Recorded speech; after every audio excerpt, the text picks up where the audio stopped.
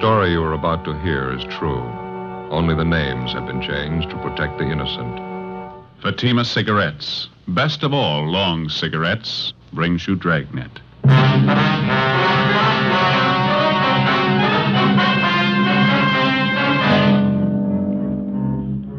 You're a detective sergeant. You're assigned to homicide detail. An elderly man reports the sudden death of his wife. He claims he awoke in the morning to find her dead on the floor of their bedroom. The cause of death is not apparent. Your job? Investigate. In Fatima, the difference is quality. Yes, in Fatima, the difference is quality. Quality of tobaccos. The finest domestic and Turkish varieties, extra mild. Superbly blended to give you Fatima's much different, much better flavor and aroma. Quality of manufacture. Smooth, round, perfect Fatima cigarettes. Rolled in the finest paper money can buy. Manufactured in the newest and most modern of all cigarette factories. Quality.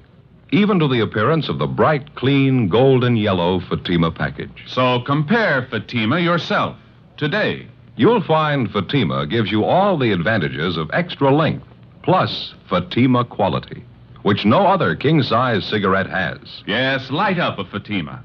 Your first puff will tell you... Ah, that's different. Because in Fatima, the difference is quality.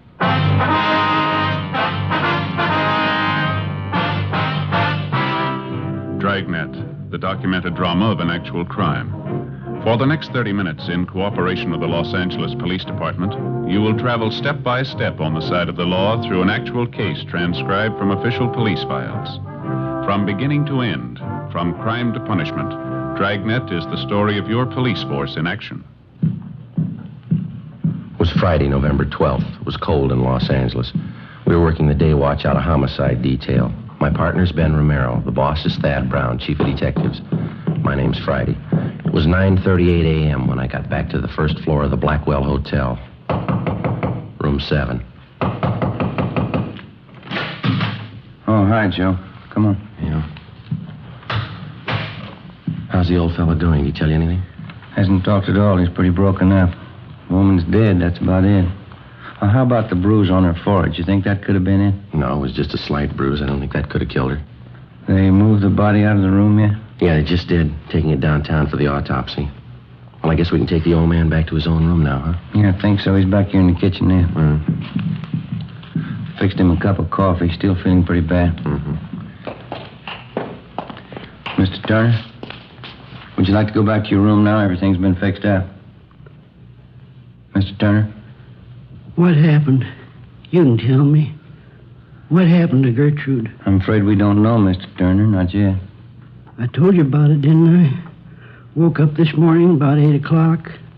Put my arm over on the pillow and she wasn't there. And I got up and I saw her laying on the floor. My wife, Gertrude. I felt her arm. She was cold. Ice cold. Somebody ought to know what happened. Well, we'll let you know just as soon as we get the coroner's report, sir. Would you like to go back to your own room now? What's the coroner have to do with it? Well, he's going to have to perform an autopsy. We'll have the report for you tomorrow morning. I don't want him to do that to Gertrude. I don't want him to. I'm sorry, sir. I'm afraid it's necessary. Deaths of this kind, there was no doctor in attendance, nobody to sign the death certificate. There's nothing I can do, nothing to help her. I'm sorry, Mr. Turner. Can we help you back to your room, sir? Is she still there? No, sir. They've taken her body downtown. Can I give you a hand there? Thank you. All right. I'll get the door.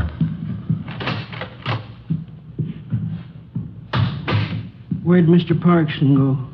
Who's that, sir? The hotel manager, Mr. Parkson. Oh, yeah. These are his rooms here. I wanted to tell him thank you for letting me stay down here a while. Well, I think he'll be back in a few minutes. He was busy outside. Nice of him. Let me use his place.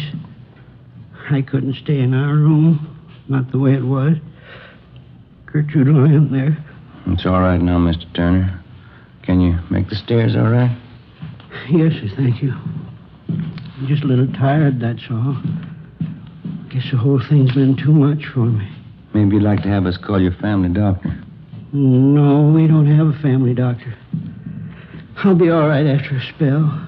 It's just hard to understand, that's all. I have to think about it a while. Sit down and think about it. Yes, sir. Here we are. I'll get the door. Go ahead, Ben. Yeah.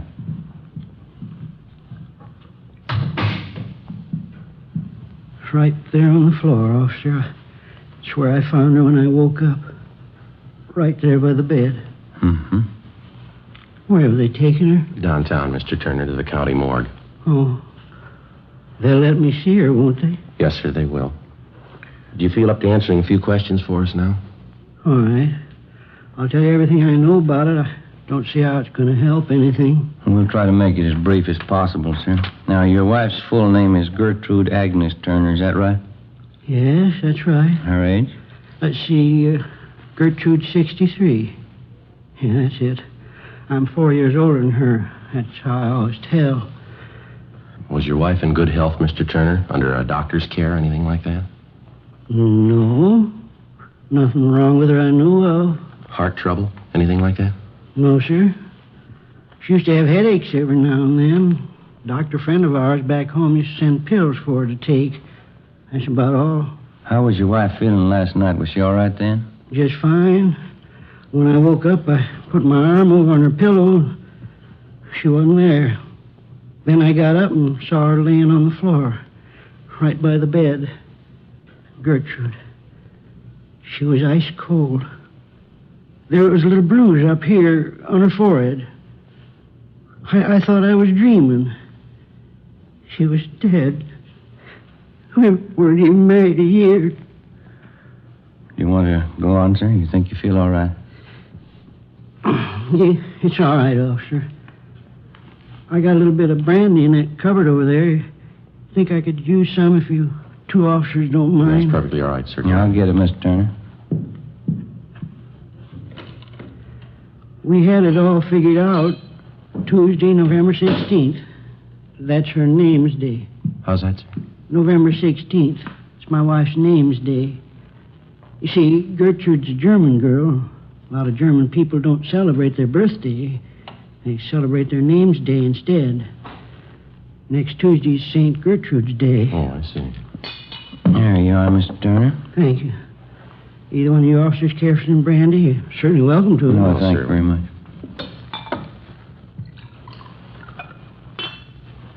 Do you or your wife have many friends in town, Mr. Turner? No, just a few. Around the hotel here. Gertrude and I have only been in California a few months. Come out from Indiana, Fort Wayne. Yes, sir. No relatives here? No, sir. Wife only had one relative living, sister. She's back in Indiana. Well, how did you and your wife get along, all right? Oh, fine. We never had any trouble. I loved her, officer. Did your wife have any enemies that you know of, sir? People she didn't get along with? Somebody who might have wanted to hurt her? Well, I can't think of anyone. Well, how about some of the men your wife knew before she married you, Mr. Turner? Any bad feelings one of them might have had towards your wife? No, sir, not that I know of. Besides, all her old friends are still back there in Indiana. Mm-hmm. You say your marriage was working out pretty well. Your wife didn't have any gentleman friends that she might have been interested in? No, sir, I know that for the truth. Gertrude spent her time at home. She didn't run around. She was a good wife. Mm-hmm. Would you know if your wife had any reason at all to take her own life, maybe? Well, that's the last thing in the world Gertrude to do. No reason for it. We had too many things to look forward to. Oh, lots of things. You don't stop living just because you pass 65. Yes, sir. Tell me the truth, officer. Don't you really know what happened to her? No, sir, no more than you do. Afraid we'll have to wait for that coroner's report. I don't understand it, officer. How am I supposed to understand it? Sir? I went to bed last night and I had a wife. Yes, sir. Today's my day off. We're going to take a car ride down the beach. That's the dress she was going to wear hanging up there. Gertrude made it herself. She was going to wear it today. I'll try to take it easy, Mr. Turner. I beg your pardon. She's all I had. Why should she have to die? She didn't have to die, did she? I don't know, sir. Maybe she didn't have a choice.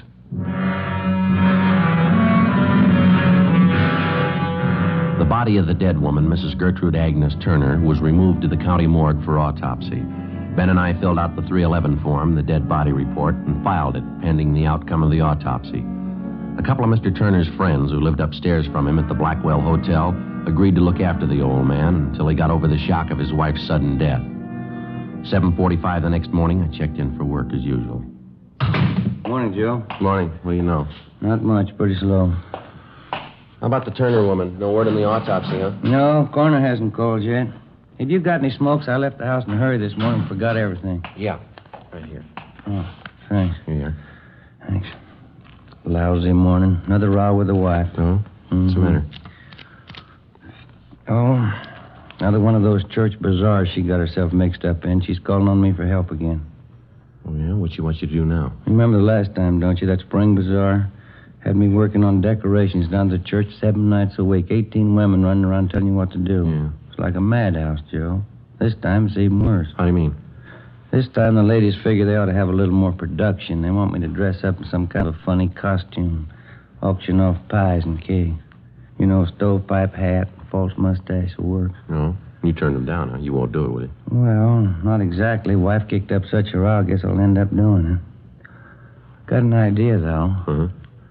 Wouldn't be so bad if I had somebody to work with me. You wouldn't like to help me out, would you, Joe? Well, I'll tell you, I'm going to be a little busy, Ben, but if I get a chance, I'll drop out to see you, though. I'll get it. Yeah. Homicide Friday. Oh, yeah. How's that? Mm-hmm. All right. Yeah. Okay, we'll be right over. Was Doc Cephalou over at the morgue about Miss Turner? Got the autopsy report for her? Yeah, they won't sign the death certificate. What's the trouble? A couple of things. Looks too suspicious for him, they said. How'd they list the cause of death? She suffocated.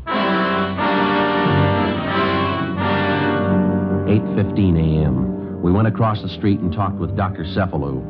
All he could tell us was that Gertrude Turner had suffered severe convulsions and that she had died of suffocation. There was a small bruise in her forehead and numerous other small bruises around the base of the throat. Not enough to say that the woman had been murdered, and yet too much to dismiss the case as an accidental death. Together with Lorman and Barrett from Homicide, Ben and I looked up some of the friends of Mr. and Mrs. Turner. We found 2 points which didn't check out with the story that Mr. Turner had told us. According to the friends, Turner had had some violent arguments with his wife. On at least one occasion, he'd struck her. And secondly, the dead woman did have a gentleman friend in the neighborhood, but his conduct with her had been above question. It was strictly friendship. We decided to take it from there. We went back to the Blackwell Hotel and found Mr. Turner in his room. He was wrapping up some of his wife's personal effects and packing them in corrugated boxes. We told him about the coroner's report.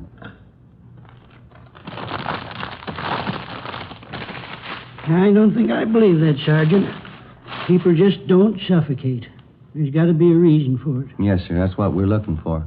Well, don't they know? Can't they tell you how it happened? The doctors? Well, she had severe convulsions. She suffocated. That's just all they could tell us. With a bruise on her head, Gertrude's forehead. What'd they say about that? Well, that wasn't the cause of death, Mr. Turner. She could have gotten a bump when she fell out of bed. It might have been that. It might not. I just don't understand. You'd think there'd be some way of telling. Well, we were around talking to some of your friends in the neighborhood this morning, friends of you and your wife. Yeah. Oh, they've been real friends, officers. Every one of them. Been up to see me, brought me meals and things. Say, isn't that a pretty thing? Just look at that. Yes, sir. Real bone china. The cup and the saucer. Gertrude used to collect them. Had all kinds. Pretty. Yes, sir. When we were talking to you yesterday, sir, you told us that you and your wife got along pretty well. No arguments? Yes, sir, that's right. Well, now, some of your friends tell us that you used to argue with your wife quite a bit. Who told you that? Some of your friends here in the neighborhood. Is that true? Oh. When we first got married, Gertrude and I guess we had a few spats. No different than other people. Getting used to each other, things like that, you know. Mm-hmm. Well, did you ever strike your wife, Mr. Turner? Why do you ask that? Routine question. Did you ever strike your wife? Mr. Turner? Yes. One of the first arguments we had. I don't even remember what it was about. That's how important it was. Mm-hmm. I Well, I lost my temper, I guess. I kind of slapped her. Oh, I felt like a no-good bum. Never once happened again. Slapping Gertrude. It's hard to remember it right now. Well, we asked you the same question yesterday, sir. Couldn't you have told us that then? Oh, I'm sorry, officer. I guess I missed it. I wasn't feeling too good. I think you know what I mean. But you remember us asking if your wife had any gentleman friends? Yes, I remember that. Well, now, is it true? Well, there's one fella name's Clyde Warren. Runs a drugstore down the street. I guess Gertrude knew him better than anybody, but he was my friend, too. Well, did you ever complain to this Clyde Warren that he was spending too much time around your wife, that he ought to see less of her? I think I did maybe once or twice. It was kind of in a fooling way. Certainly didn't mean it.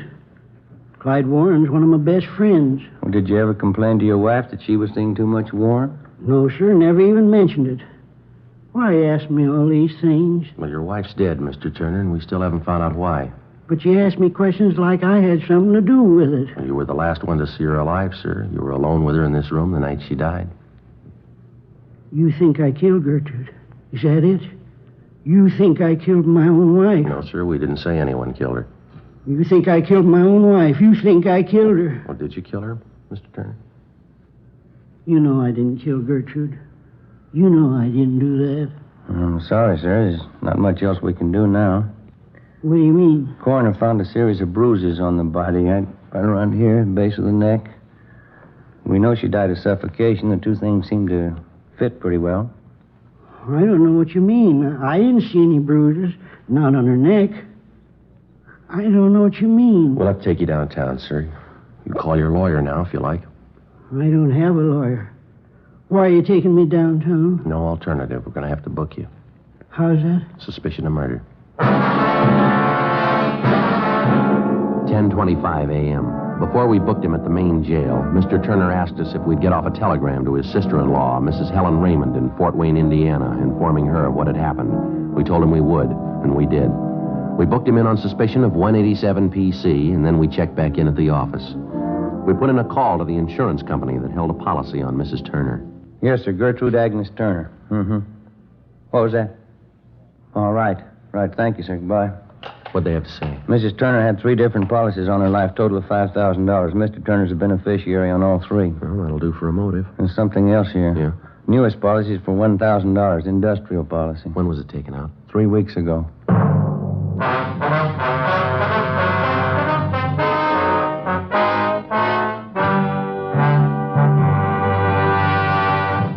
You are in the Scientific Investigation Division of the Metropolitan Police Department, the ballistics room.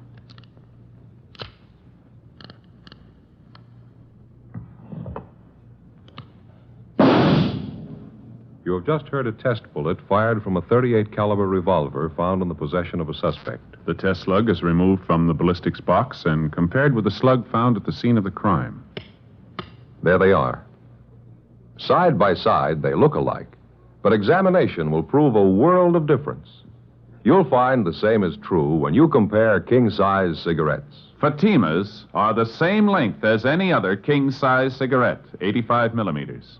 Fatima has the same circumference, 1 1/64 inches around. And Fatima filters the smoke exactly the same long distance as other king-size cigarettes. But in Fatima, the difference is quality.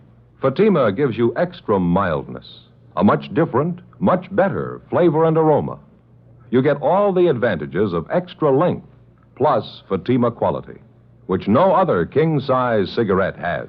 So compare Fatima yourself. Your first puff will tell you... Ah, that's different. Yes, in Fatima, the difference is quality. Buy Fatima. Best of all long cigarettes.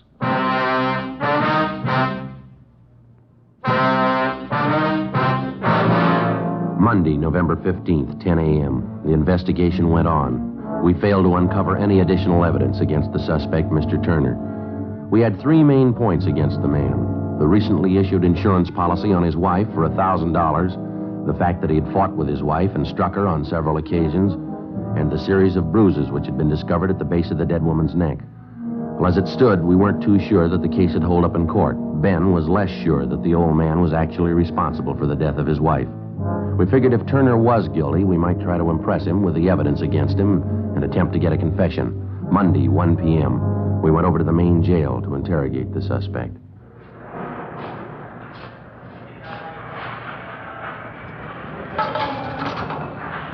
You want to step aside there? They want to lock that door. Oh, yes, sir. This way, Mr. Turner. I'll get the light switch.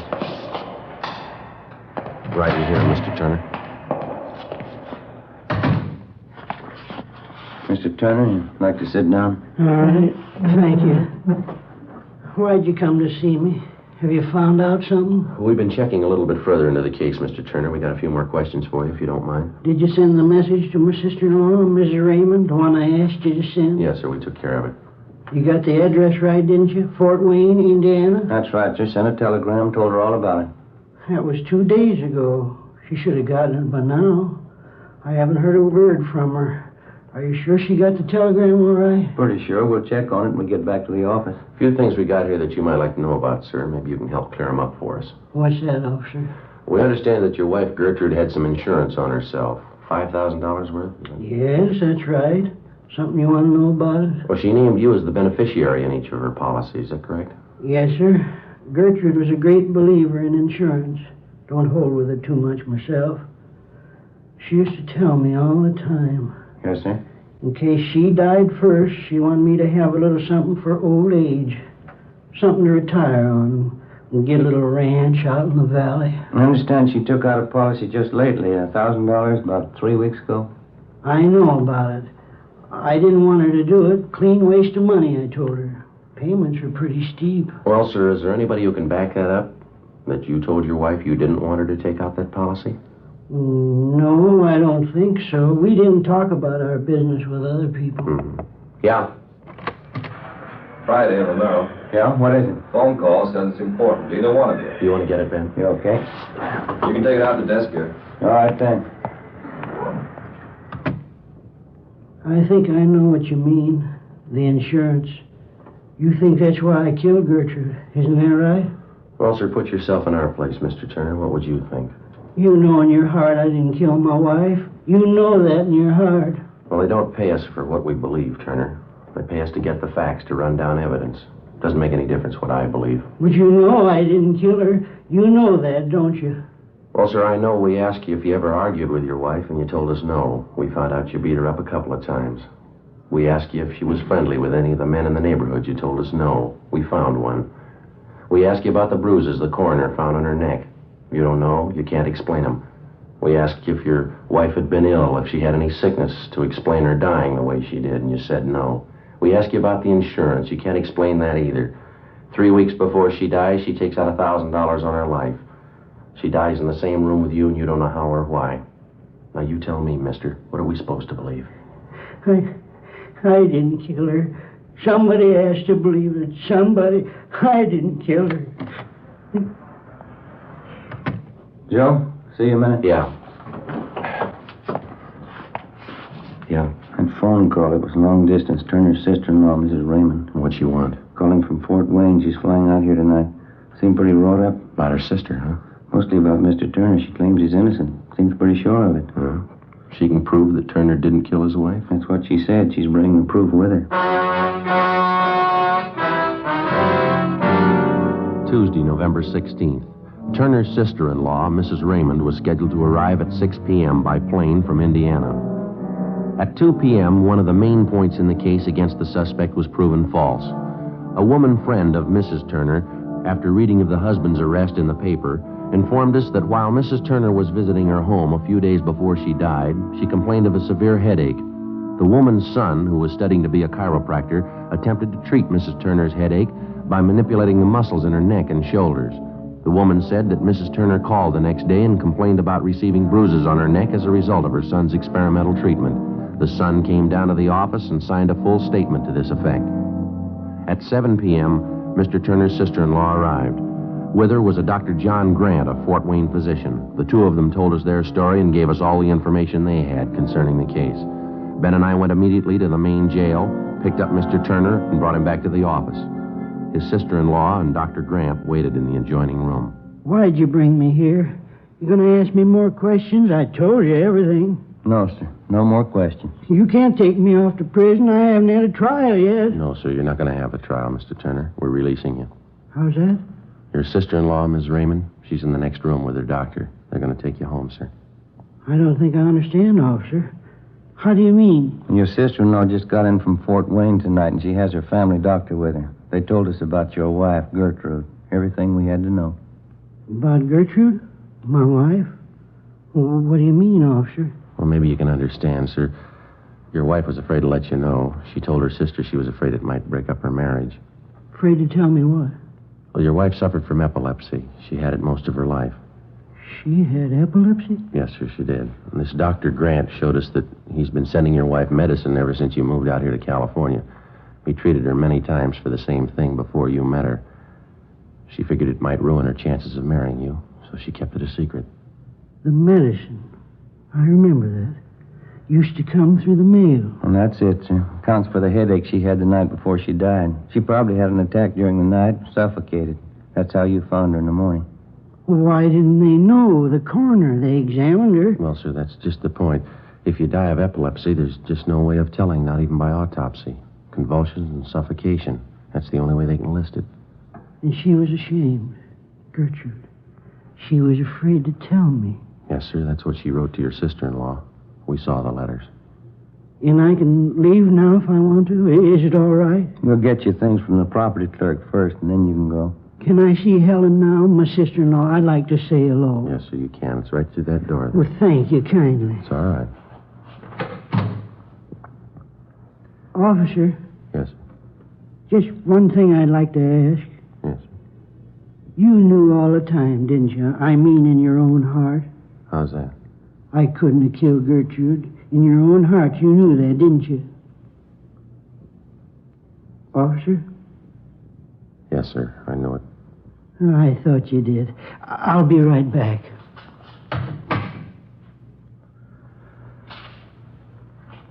Joe? Huh? I wouldn't worry about him. What's that? We'll call it a white lie.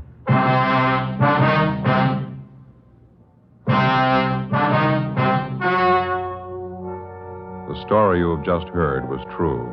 Only the names were changed to protect the innocent. On November 16th, a meeting was held in the office of Blaine Steed, captain of homicide. In a moment, the results of that meeting. And now here is our star, Jack Webb. Thank you. Friends, the makers of Fatima do everything possible to produce the king-size cigarette that you want, just as we on Dragnet try to bring you the kind of entertainment that you want. Well, in our honest opinion, Fatima is the best of all long cigarettes. And I know from reading our Dragnet mail that more and more of you back me up on that. If you haven't tried Fatimas yet, may I suggest you buy a pack? You'll find Fatima gives you all the advantages of extra length, plus Fatima quality, which no other king-size cigarette has. Remember, tomorrow, first chance you get, buy Fatima.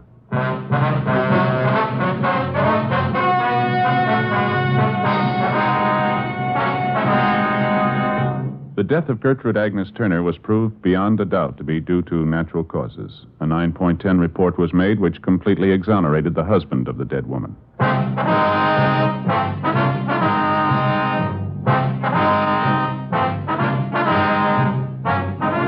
You have just heard Dragnet, a series of authentic cases from official files. Technical advice comes from the Office of Chief of Police W.H. Parker, Los Angeles Police Department.